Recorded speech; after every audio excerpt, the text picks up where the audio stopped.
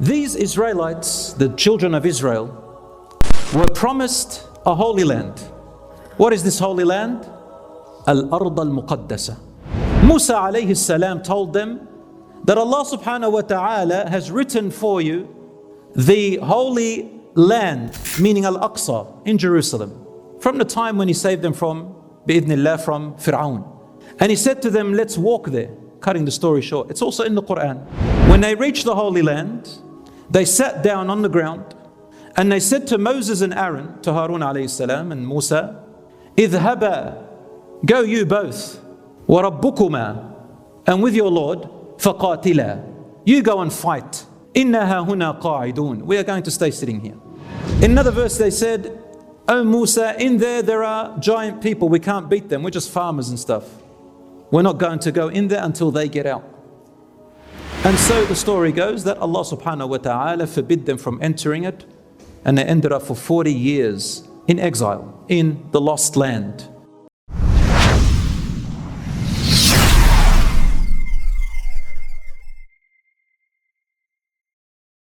Now here, the current Israeli people, this is what they hold on to.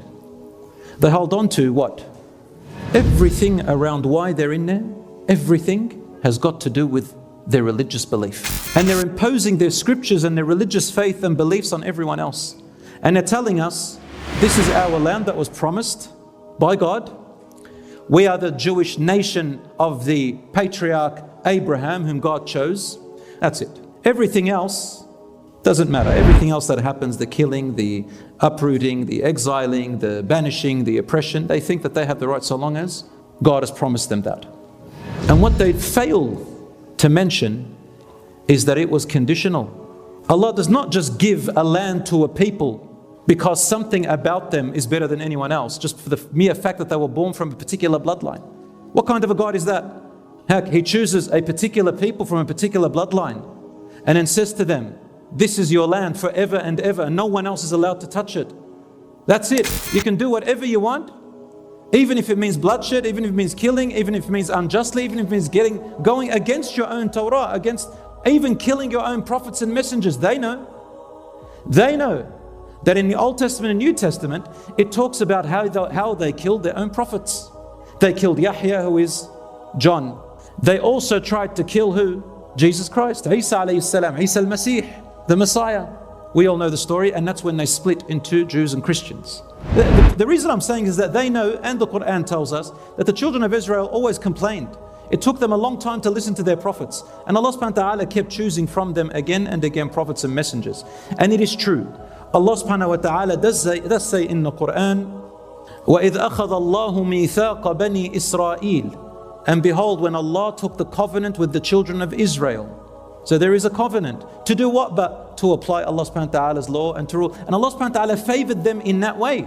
Allah says in the Quran, وَفَضَّلَكُمْ عَلَى الْعَالَمِينَ. Yes, He favored you above all other people. What does that mean? Some Muslims, they think, well, the Quran says that they are better. No. فَضَّلَكُمْ means that He chose you instead of anyone else to give you this mission and this responsibility, and to send from among you many messengers and prophets. But then they don't read on where Allah subhanahu wa ta'ala says, but they did not uphold the trust which Allah gave them. Instead, they changed the Torah. They changed the message. Right now, they don't have the original Torah. What they have right now is an interpretation of what they think was in the original Torah. It is called now the Talmud. They changed it and they altered it, and they created something called Judaism. Where did Jews come from then? I'll tell you. When Prophet Dawood alayhi salam threw the rock at Goliath, Jalut, we all know the story, and that's why the Palestinians keep throwing rocks. They're trying to remind them of the history. He threw the rock at Jalut and he killed their big king, and this lifted their morale. And among them, the majority of them were righteous people. Not all the children of Israel were bad. And they entered the Holy Land, and it was called the kingdom of Dawood, of David, and then the kingdom of Sulaiman. During their time, everything was good. After Sulaiman alayhi salam died, the kingdom split into two parts. They called it the kingdom of Judah, or Judea, named after Judah, which was one of the children of Yaqub alayhi salam, and the other one, the kingdom, they say the Israelites, or the kingdom of the Sumerians. They were all the other children of Yaqub alayhi salam, all together. And to the Jews today, they say, well, after Sulaiman went into idolatry, it was his fault that the people split. They even blame it on a prophet and messenger, subhanAllah. What happened after that, they stayed in there. They were talking about 4,000 years ago, 2000 BC. Then Allah subhanahu wa ta'ala told them, you are going to corrupt. And so the Romans and the Persians, they came in, the Babylonians, all these people started coming and taking it over. And they broke each one of their kingdoms one by one. First, the other kingdom, then the Judea kingdom. From Judea came the name, the Jews, that last kingdom. That's where the name Jews came from. And this is why Allah subhanahu wa ta'ala, when He mentions the Jews in the Quran, He does not say children of Israel. When He mentions the Jews specifically, He says, Ya ayyuhalladhina hadu. Say, oh, those who became Jews. Meaning, you weren't Jews, but you named yourself Jews from your original state called the Children of Israel. Which means you made up that name. You didn't exist before. And you made up Judaism, which did not exist before. And then now, recently, brothers and sisters, late 1800s, they made up the new name called Zionism. Because they believe that in Jerusalem, there's another name for it called Zion, the promised land or something like that. They call it Zionism. This was actually created and made up. So when their kingdom was taken over, they were exiled. The story is very long. Then came Isa alayhi salam, Jesus Christ. And the Romans were in authority. They still had Jews in there and they still had Israelites in there, but they weren't in authority. When Isa alayhi salam came, they didn't like his message and they called him an imposter, the ones who became Jews now. And they tried to kill him. And the people who became Jews from the children of Israel, they said, we are still waiting for the Messiah who is promised. That was not the Messiah. Zionism, my brothers and sisters, is a system of beliefs that was invented in the late 1800s by a man who is from Austria, who is of Jewish heritage and bloodline, named Theodor Hertz, who came up with the idea that we have a promised land by God from ancient times, and we have a right to go back into Jerusalem and Palestine and to establish an Israeli state by force or by any means. At that time, the Jews were dispersed. None of them were even thinking of that. And in fact, till today, there is a group of Jews who still adhere to an orthodox types of belief. They're called the Orthodox Jews. These are facts. And these Orthodox Jews believe very strongly. Some of them are anti-Zionists, some of them are just non-Zionists, and some of them are pro-Zionists. But the Orthodox Jews say we are not allowed to enter that land or take it over from any people. And we are oppressing them by doing that. You've seen them out in protest, haven't you? They've got big beards, dreadlock, the locks on the side and all that stuff. But yes, that's all good and nice. But they're not doing it because they believe that this is oppression in itself. They believe it's oppression because the Torah in their belief say that right now you're not allowed to enter it, but you will enter it. And the land is still promised to you, but the way that it will come to you is in a different means. They say we are waiting for the miraculous Messiah.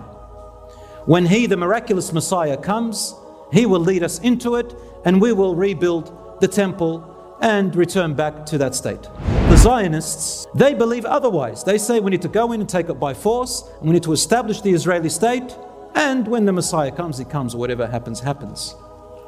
And there is another group of Jews who say that, let's say that we were able to enter Jerusalem and enter Palestine, take it and becomes Israel, and everybody leaves, then how do we re-establish or reconstruct the Temple Mount? That's what they're after. Some of them said we'll build the wall. Some of them said no, we'll wait for the Messiah to come and build it for us. And there's another group who say no, we will build the Temple of Solomon, and they are going to offer deities and they're going to go to idolatry as it was earlier before in history. Wallahi, this is in their beliefs. Brothers and sisters, there's corruption upon corruption. Anyway, this is some of their beliefs. And so the Zionist movement was formed, And we all know the story of Britain and World War II and the fall of the Ottoman Empire, and how Britain made the mandate called the British Mandate, and then there came the Balfour Declaration in 1948, which declared the Palestine or the Jerusalem Israel state, and they tried to do so many deals and I don't know what. I'm not going to go into all of that because everybody's got a counter argument. So what I'm going to say is this: the land of the Palestinians was taken from them through violence and force and through unfairness. And when the British told the Zionists or the Jews to go back in there, they did not ask the Palestinians what they want. They only asked the Jews what they want. So the people of the land had no say in what they do. And this was written by General Balfour in his little statement to one of his colleagues. We still have it till today, you can look it up, where he said, don't even ask the inhabitants of Palestine what they want. Just go in and do what you want. Brothers and sisters, based on this, the current Israelis, they say, well, based on this, it gave us permission. That means we're allowed to go into the land. They don't care about whether it was fair, whether it was just, whether it was unjust, whether it was really by what Allah subhanahu wa ta'ala had sent them with in the beginning, whether this was really the way Abraham, peace be upon him, and Isaac, peace be upon him, and Yaqub alayhi salam, and Dawood alayhi salam ordered and told us to live by God's rules. They don't even care about that. They just say this is our bloodline. And you know what? Now, even in the National Geographic and any scientific website you watch, you read about the archaeological findings of the inhabitants of so-called Israel and also Palestine, you will find that the DNA of both the Palestinians and the Jews and other inhabitants there, they trace them all the way back to the Canaanites. Even the Lebanese people, because it was a little bit bigger. Myself, for example, our DNA is traced all the way back to the Phoenicians, for example. So if you want to go by bloodline, every one of them has a right to that place if you want to go by bloodline. But subhanallah, these beliefs, they come in and they want to force it upon everyone else.